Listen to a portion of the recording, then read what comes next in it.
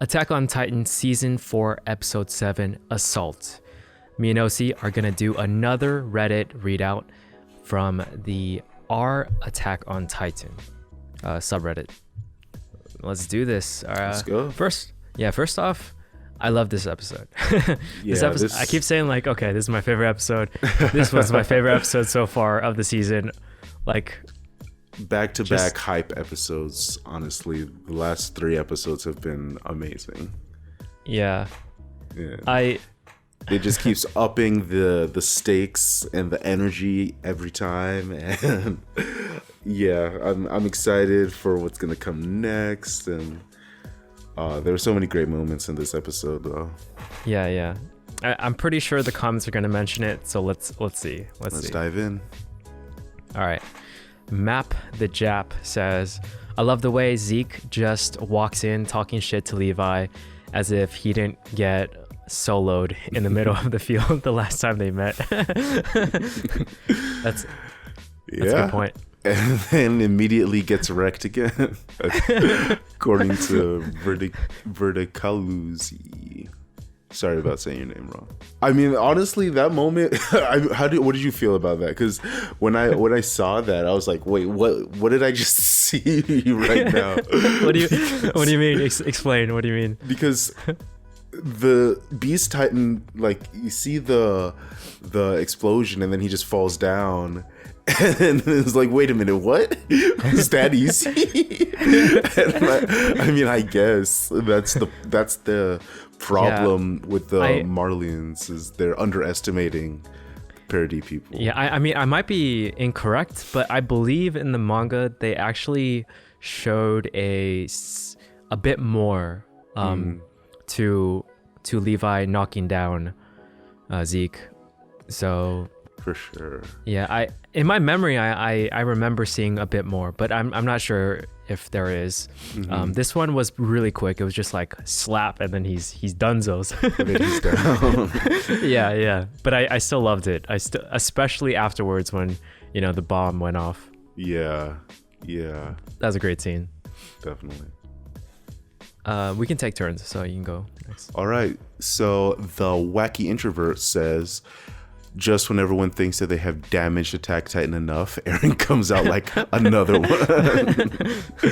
Yeah, I mean, this is definitely a moment where Eren it seems like he has like more experience as far as the energy that he's able to put out compared to everybody else, because he transformed like 3 different times in all of this. So yeah, and it's pretty crazy.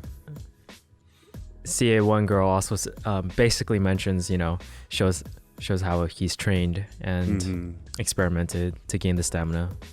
Right. Miasma says, this episode was effing crazy. Eren is such a brutal monster now, man. He always has been to some degree, but this is just something else. Using Galliard's jaw to eat the Warhammer Titan was crazy. Kind of annoying that he didn't just eat Galliard. Yeah, that's true. Anyways, it was a really good episode. The look on Armin's face in the boat, and later when he leaves the Colossal Titan, was so sad. The poor guy has such a massive kill count weighing on him now. Yeah. I'm actually like debating whether or not I should make it like a video of like all the kills from the scouts for this battle. I'll see, but that was my favorite moment of the entire episode. I actually would have loved to talk about this if we did a top 5 or something, when Galliard's jaw was used to eat the Warhammer Titan. Yeah, go ahead. Yeah, that whole sequence was crazy, but yeah, continue. Yeah, in the manga, that was like one moment that stuck out to me so much during this entire battle. So I loved it.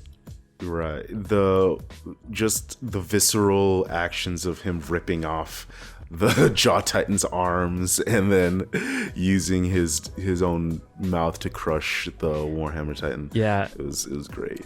I mean, to be honest, I find Galliard to be a little annoying because he's just inexperienced compared to the rest.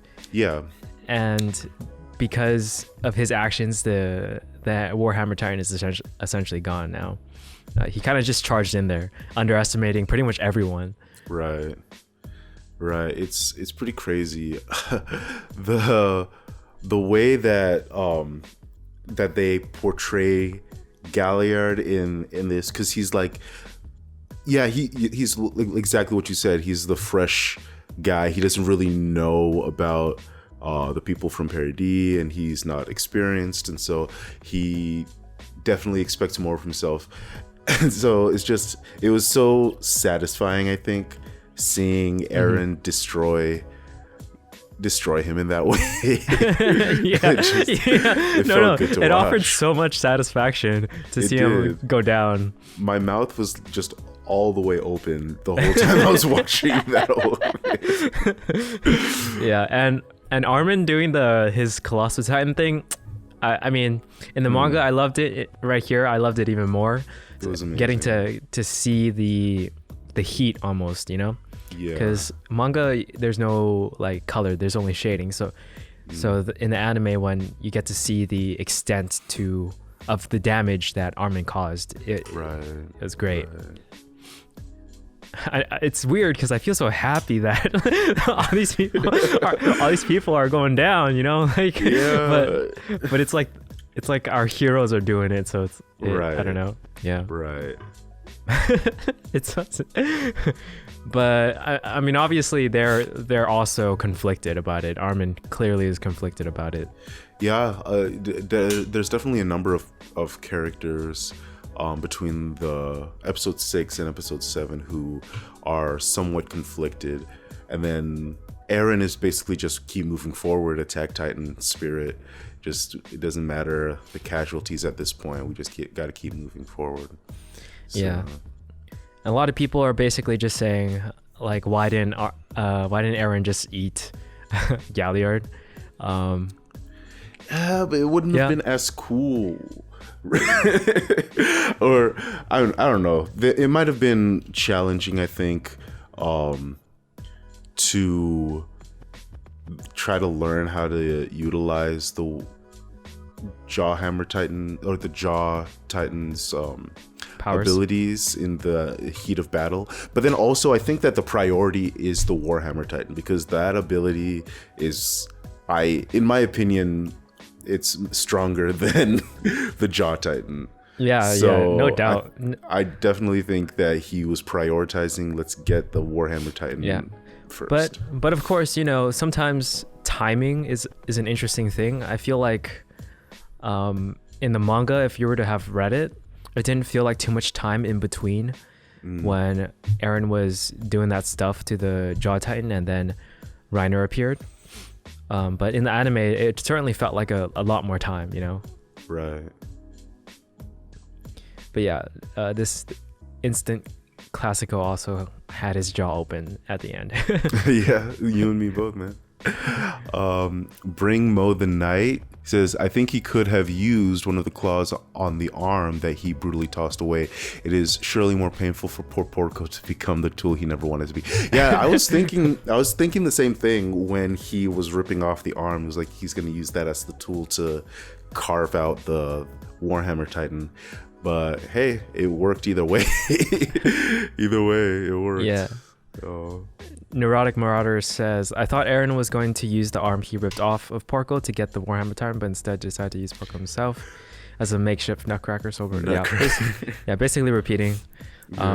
Yeah, it was a great moment. Like, I thought the scene of him hovering, like having the crystal over his head, having the Jaw Titan completely break it, and then him like just drinking the blood. It was like a memorable scene that way, you know?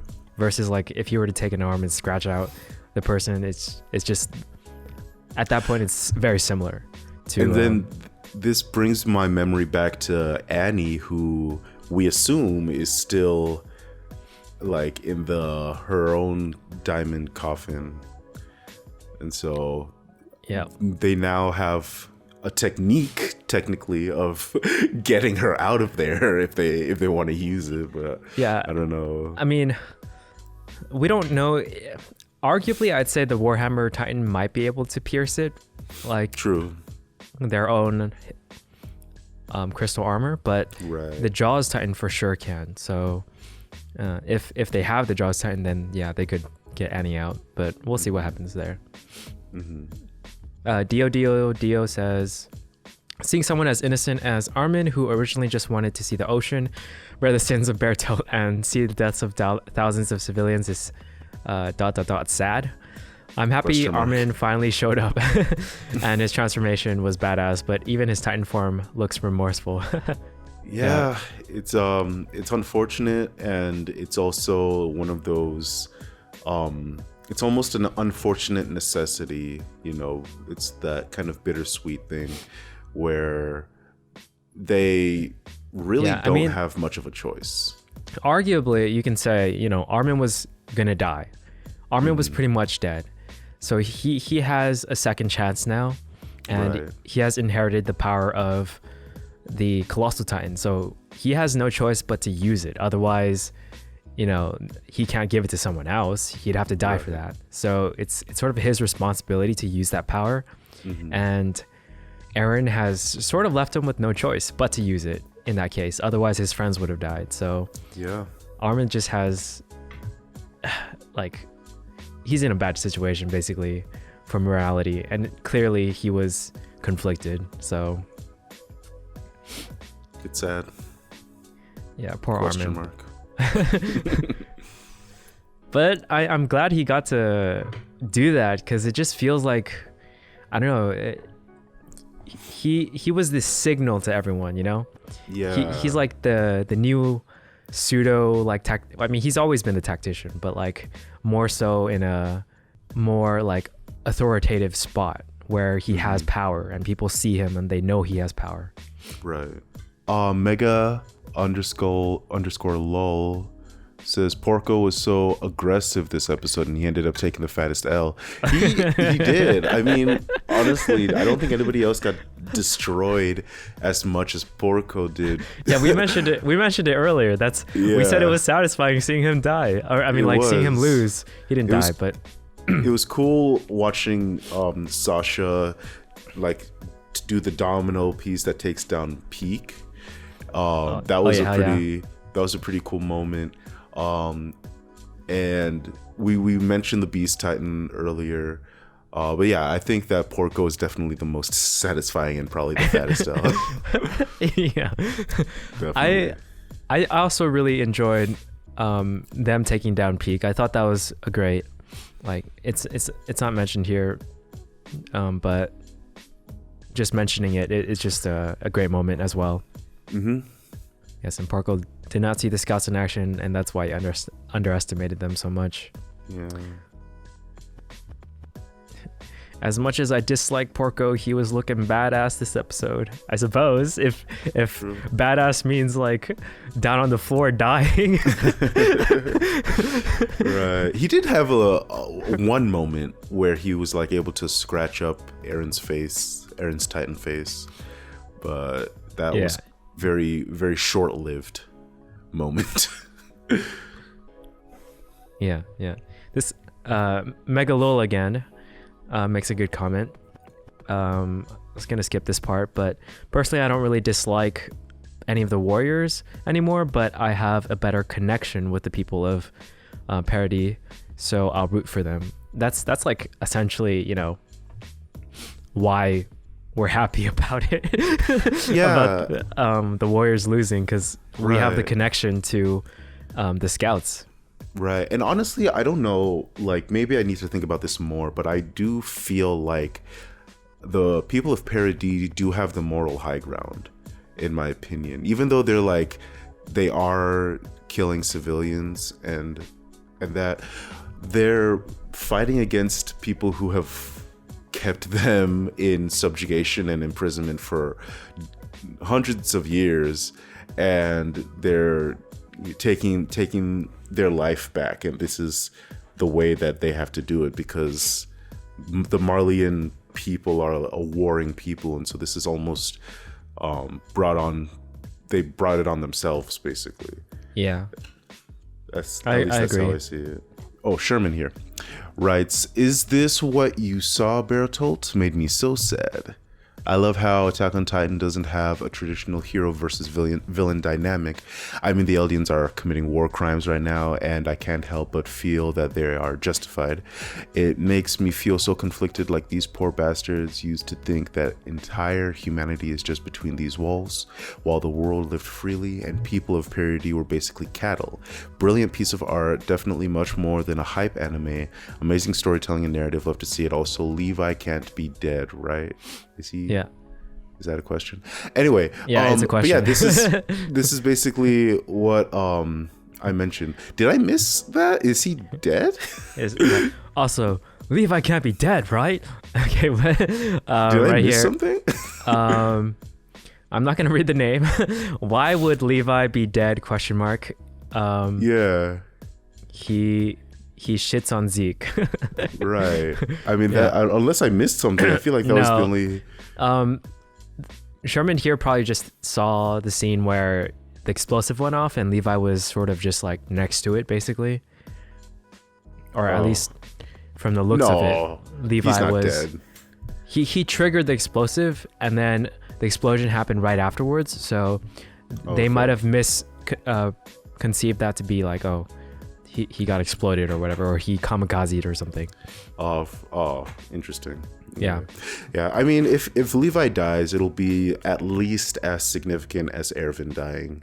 So it's not gonna be something where people will miss it. Yeah, I agree with this comment a lot because I definitely think this is not just like this is not a hype anime. You know, this anime has great storytelling and it's really thought out. Basically, it's not like absolutely a lot of other animes where you can tell the story is just made up on the spot or like random stuff going on. A lot of filler, basically. This anime, everything is planned out. So right. Everything's that's one thing I love about it. Okay, let's go ahead and finish off with Mega Lil's comment. This is like the third comment. Okay, L rankings this episode. Number 1, Porco. Dude was so turned up and acting so reckless the whole episode just to get turned into a nutcracker in the end. Yes. Number 2, Monkey Titan. Dude was like, Aaron is no match for me. Should have kept his attention strictly on his dad, Levi. Okay, that's an interesting comment. Number 3, the Navy. They probably had so many strategies planned out to corner the people of parody. All that just to get one shot by Armin. You hate to see it. What are the interesting... So it's cool that they brought up the Navy again. It's interesting to think about the stark difference in technological advancements between the people of Parody Island and the rest of the world, it seems. It's almost like the fact that they were in this contained community, this contained society. They had the right or the perfect factors that caused them to basically speed up their technological advancements beyond what the rest of the world has. And so it seems like even their guns, the rest of the world, the Marlians are using whatever that flintlock rifles, those old-timey rifles, whereas the parody people, they have the scouts, they have higher technology guns that they're using. I don't think they have higher technology. I think they just they're more innovative about it, more creative about it, because they created the technology based around killing titans. True. And then do they have any flying technology, like that blimp that they were coming in on was pretty high tech. I don't know if I can't remember if they do. If you remember, they got dropped off in the first episode by a plane, and they had parachutes and stuff like that. So I don't think that they have higher technology. I just think that they have different technology. Because in the first episode, even those randos that Marlian defeated had weapons that could hurt the armor titan. So right. So yeah, but yeah, I thought this was funny. OOM32 says the Navy has joined the game. Armin has joined the game. The Navy has left the game. I love that comment. Yeah. Peak looks away for literally 1 second. Levi joins the server immediately. That one's good too. Just chaining those chat type comments. Peak, if we stay and protect Zeke, we can win. I'm going to rush Aaron and Zeke is dead. Yeah. Poor They made Porco. a lot of mistakes were made on the Marleyan side. Yeah, seriously.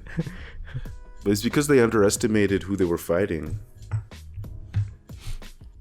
Yeah, I mean, dude, even Willie knew the scouts were coming and the preparations were terrible. So I don't Right. know, man.